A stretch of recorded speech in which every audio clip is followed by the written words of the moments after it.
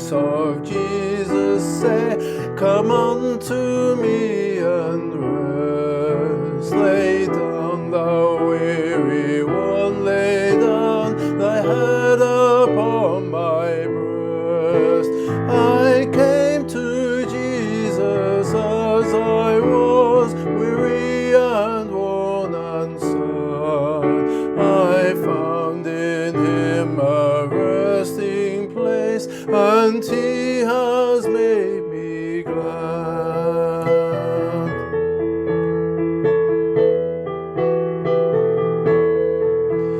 I heard the voice of Jesus say, "Behold, I freely give the living water. Thirsty one, stoop down and drink and live." I came to Jesus and I drank of that life-giving stream. My thirst was quenched, my soul revived, and now I live in him.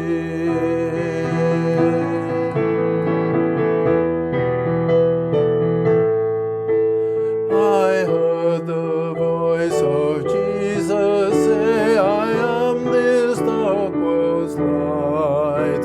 Look unto me, thy morn shall rise, and all thy day be bright." I looked to Jesus and I found in him my star, my sun, and in that light of life I'll walk till travelling days are done. I heard the voice of Jesus say, "I am this dark world's light. Look unto me, thy morn shall rise, and all thy day be bright."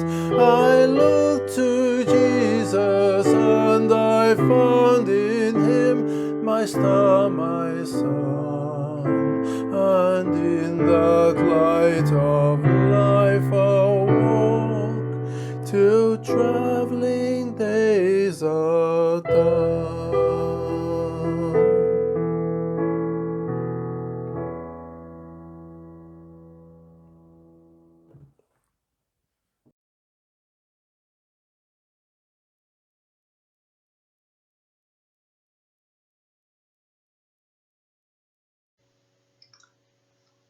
This reading is taken from Mark chapter 9, verses 30 to 37.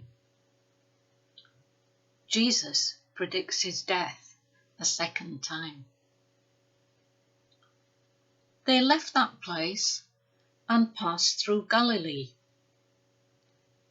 Jesus did not want anyone to know where they were, because he was teaching his disciples. He said to them, "The Son of Man is going to be delivered into the hands of men. They will kill him, and after 3 days he will rise." But they did not understand what he meant and were afraid to ask him about it. They came to Capernaum. When he was in the house, he asked them, "What were you arguing about on the road?" But they kept quiet, because on the way they had argued about who was the greatest. Sitting down, Jesus called the 12 and said, "Anyone who wants to be first must be the very last and servant of all." He took a little child, whom he placed among them. Taking the child in his arms, he said to them, "Whoever welcomes one of these little children in my name welcomes me. And whoever welcomes me does not welcome me, but the one who sent me. This is the word of the Lord.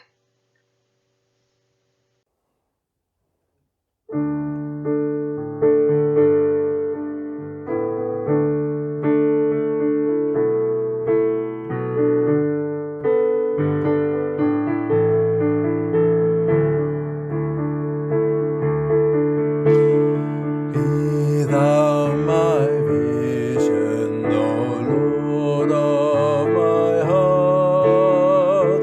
Not be all else to me, save that thou art. Thou my best thought by day or by night, waking or sleeping, thy presence my light.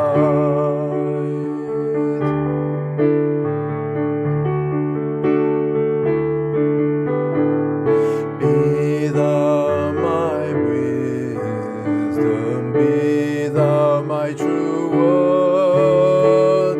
I ever with thee, and thou with me, Lord. Thou my great Father, and I thy true Son.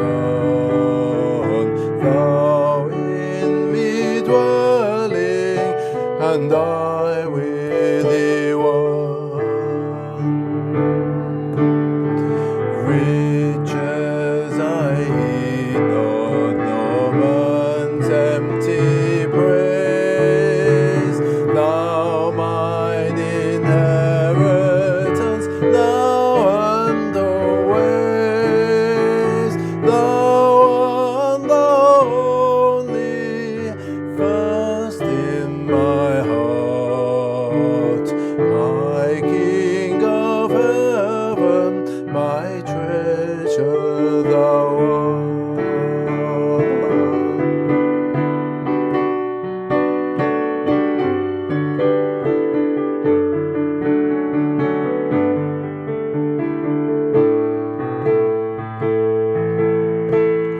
High King of heaven, after victory won, may I reach heaven's joys, O bright heaven's sun. Great heart of my own heart, whatever befall, still be my vision, O ruler of all.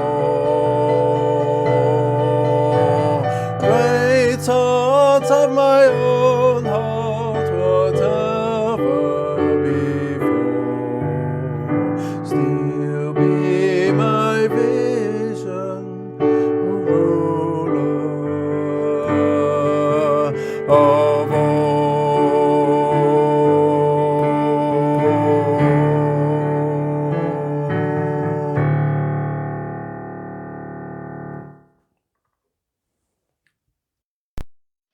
The reading is from Mark chapter 9, verses 38 to 48. Whoever is not against us is for us. Teacher, said John, we saw someone driving out demons in your name. We told him to stop because he was not one of us. Do not stop him, Jesus said, for no one who does a miracle in my name can in the next moment say anything bad about me. For whoever is not against us is for us. Truly, I tell you, anyone who gives you a cup of water in my name because you belong to the Messiah will certainly not lose their reward. If anyone causes one of these little ones, those who believe in me, to stumble, it would be better for them if a large millstone were hung round their neck and they were thrown into the sea. If your hand causes you to stumble, cut it off. It's better for you to enter life maimed than with two hands to go into hell, where the fire never goes out. And if your foot causes you to stumble, cut it off. It's better for you to enter life crippled than to have 2 feet and be thrown into hell. And if your eye causes you to stumble, pluck it out.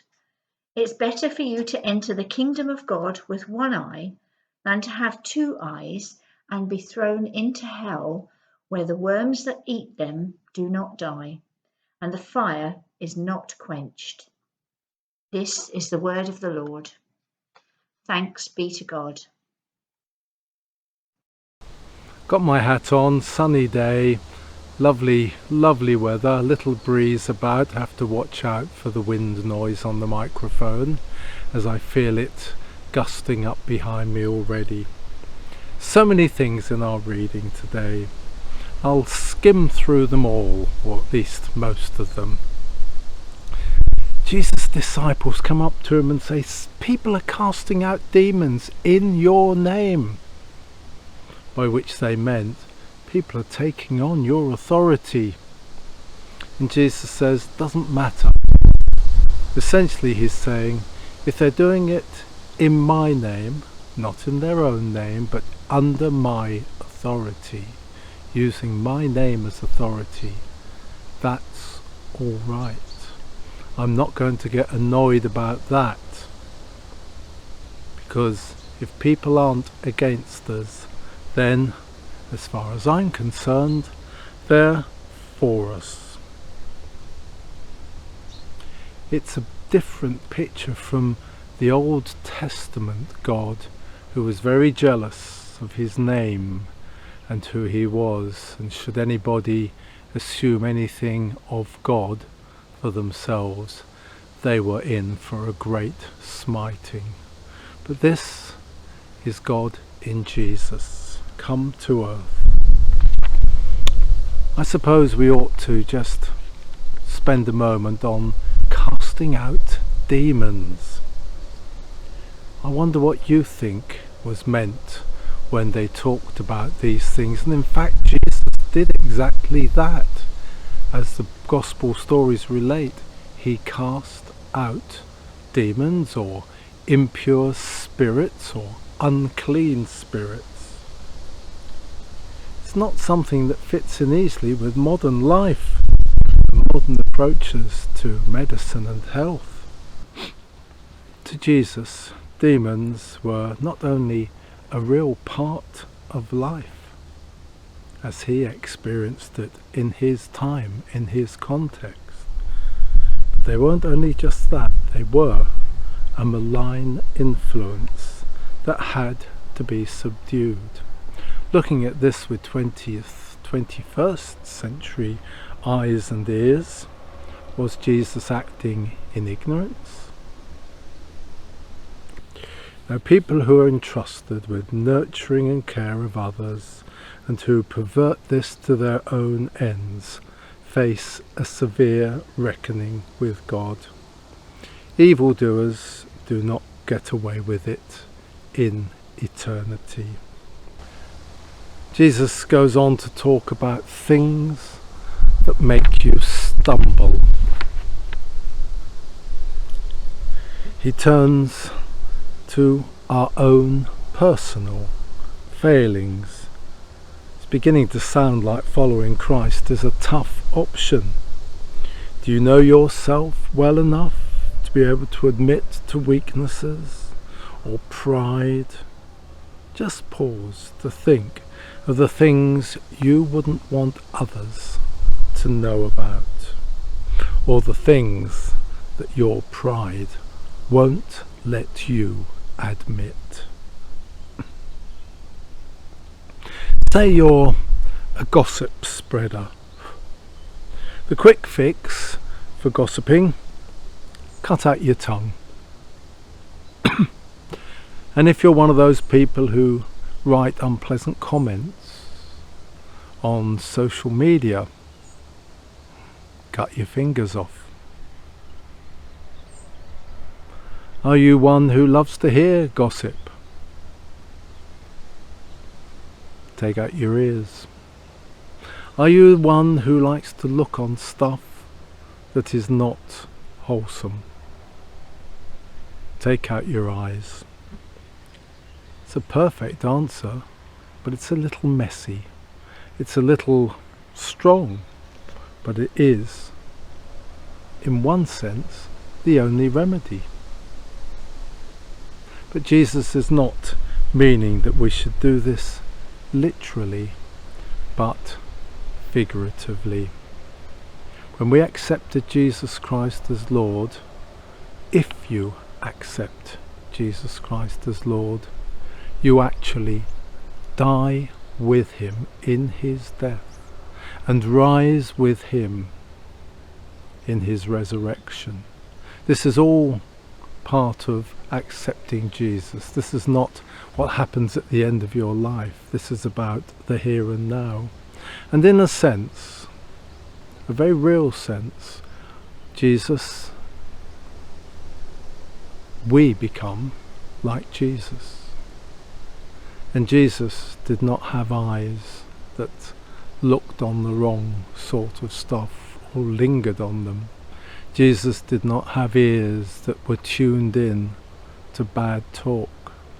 Jesus did not have a tongue that he wasn't in control of. So, stay in Jesus and allow Jesus to live in you, and you will put to death those parts of you that are not of him. Without Jesus, then the remedy that Jesus offers, remove your tongue, is the only alternative to stopping yourself sinning in that particular way.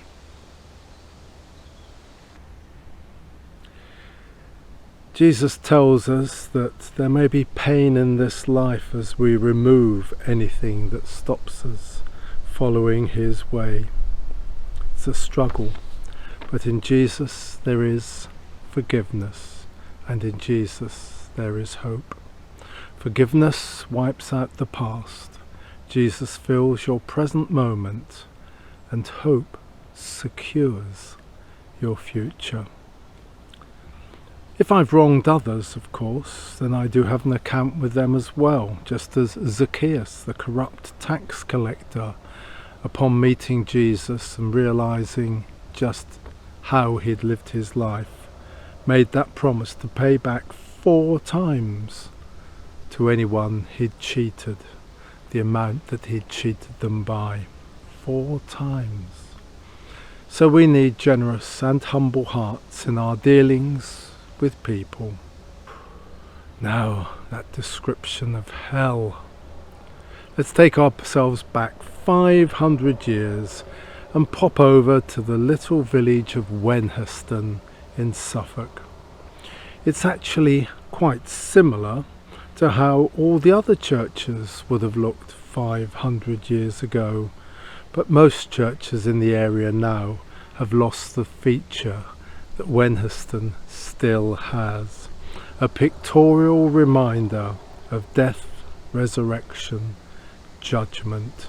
It's a great wall painting in which we see the dead rising from their graves, coming to the place, the room of judgment, with its weighing scales and St. Michael on one side and some ugly looking demon on the other side of the scales, watching to see how you measure up in those scales.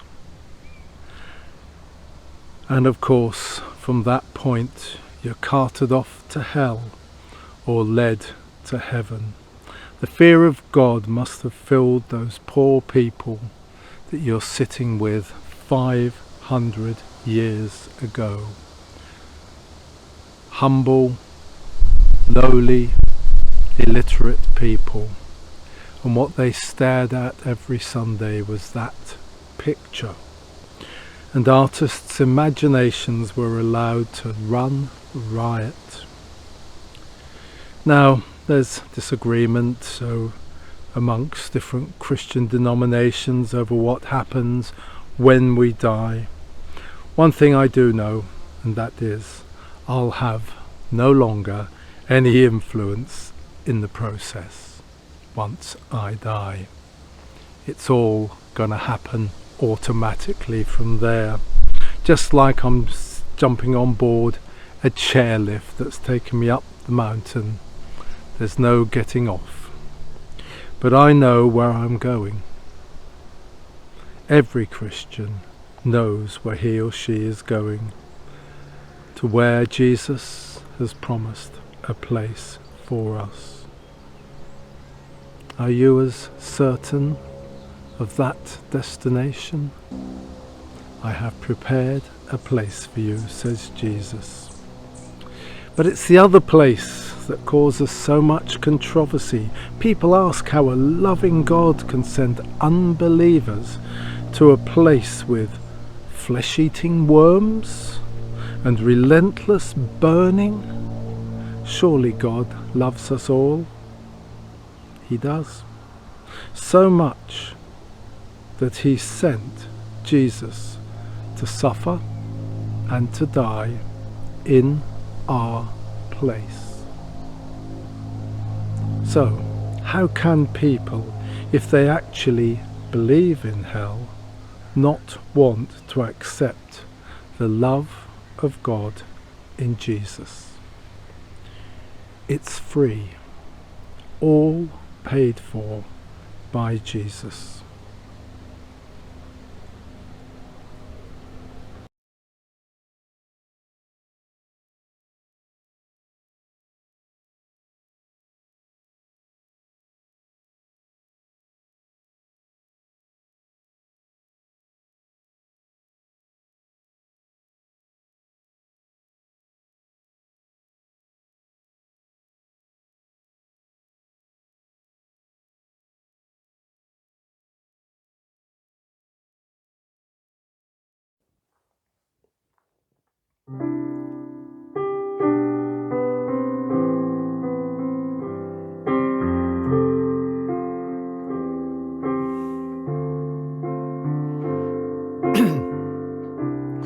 Who can know the mind of our Creator?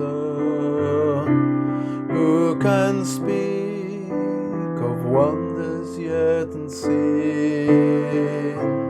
Who can reach the heights of understanding, or sing the notes of wisdom's melody?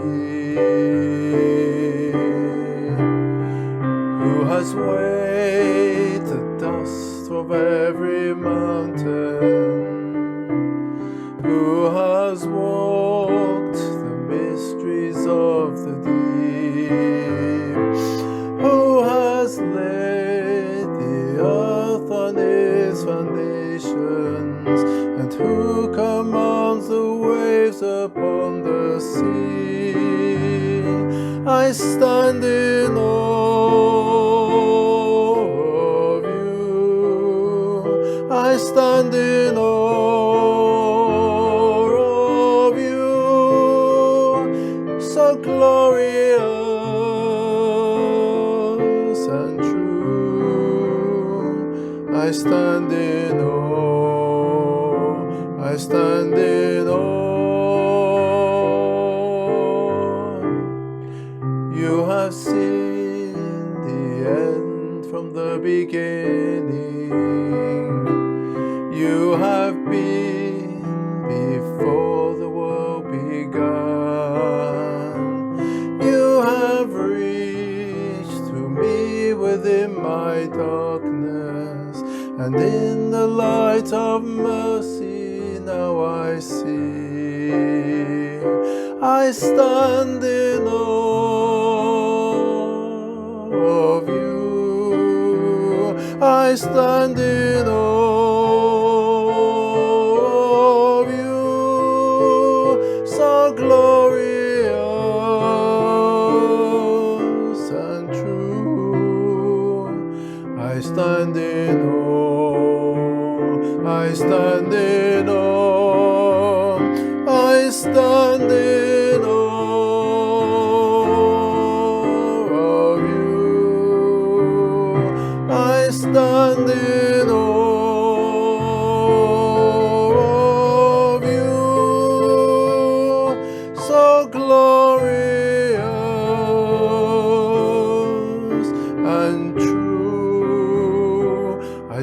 stand in awe, I stand in awe of you.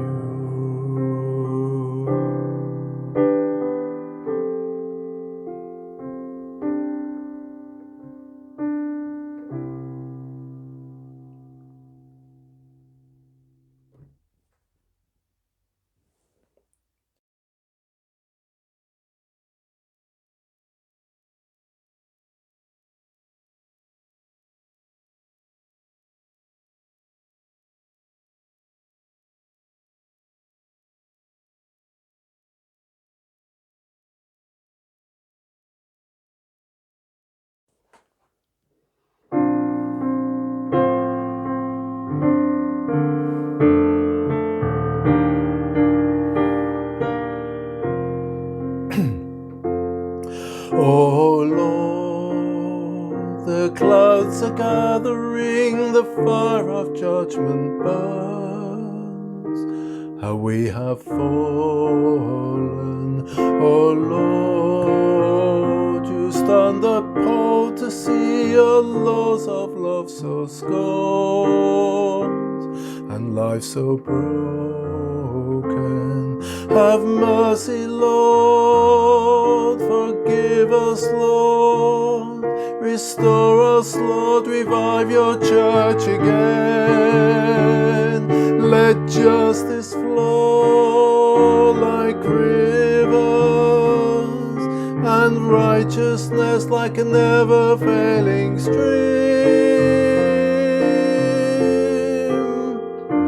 Oh Lord, over the nations now, where is the dove of peace? Her wings are broken. Oh Lord, our precious children starve, the tools of war increase, their bread is stolen. Have mercy, Lord, forgive us, Lord, restore us, Lord, revive your church again. Let justice flow like rivers, and righteousness like a never-failing stream.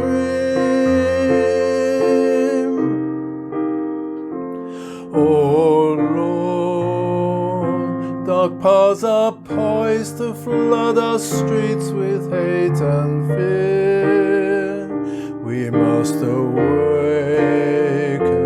oh Lord, let love reclaim the lives that sin would sweep away, and let your kingdom come.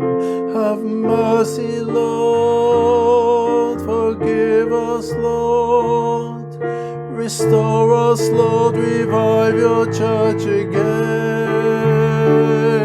Let justice flow like rivers, and righteousness like a never-failing stream.